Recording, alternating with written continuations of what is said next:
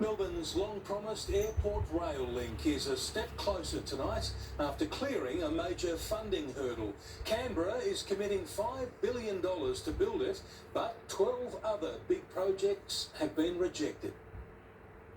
After a 90-day federal review that dragged on to almost 200, Melbourne's $13 billion airport rail project has finally been cleared for takeoff. This is an important project for Victoria.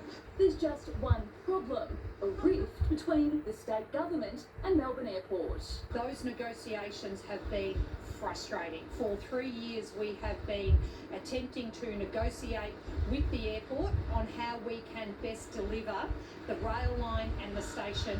Melbourne Airport wants the rail underground. The Allen government is only offering an above-ground option. We've offered to give them a car, and they're saying, we want a Lambo.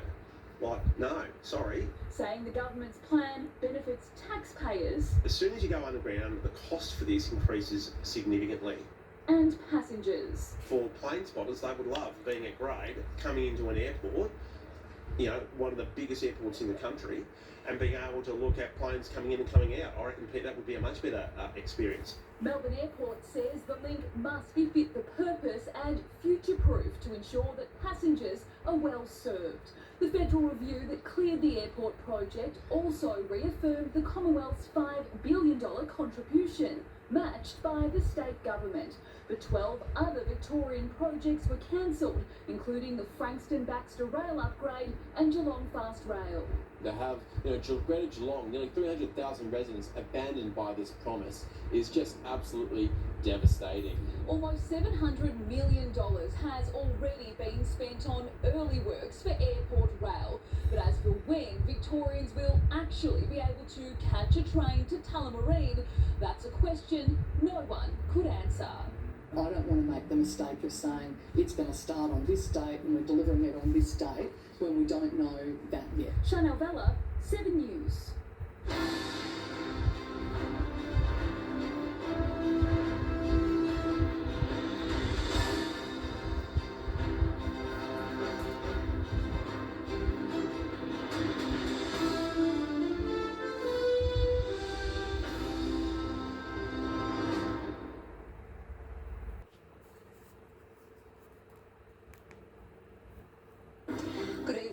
Major Queensland road and rail projects are in limbo tonight, while others could be facing the axe altogether. The federal government is cutting funds following an audit of infrastructure projects, which has also revealed massive cost blowouts.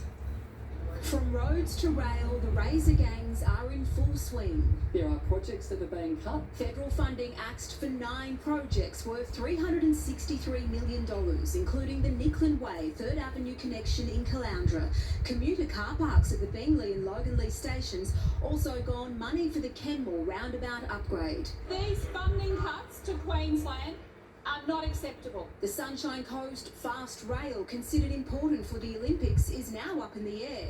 It's among 5 projects worth $3.15 billion facing delays, with further planning required. The business case is quite advanced, so we expect an outcome there soon. The Federal Infrastructure Minister says additional funding is on the way elsewhere. We are providing $3 billion in cost pressures, including $1.8 billion to Logan to Gold Coast Faster Rail. Exposing a cost blowout on the Brisbane to Gold Coast Fast Rail. The $2.6 billion price tag is set to double to more than $5 billion. We're in a high inflation environment. That's not unusual. But it's taken the federal government to reveal Queensland's cost blowout. Mark Bailey defending the timing of it all. Cost escalations are known on an ongoing basis.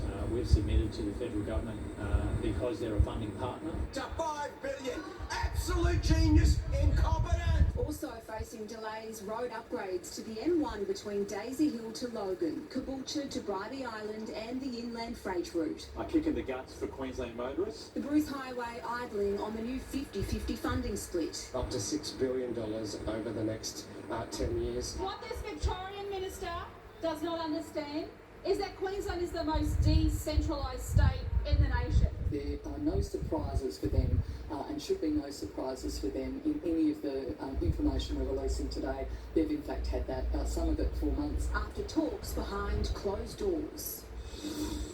The cost blowout means taxpayers will be forking out billions of extra dollars on the Brisbane to Gold Coast fast rail, but the government won't give a final price tag on the project yet.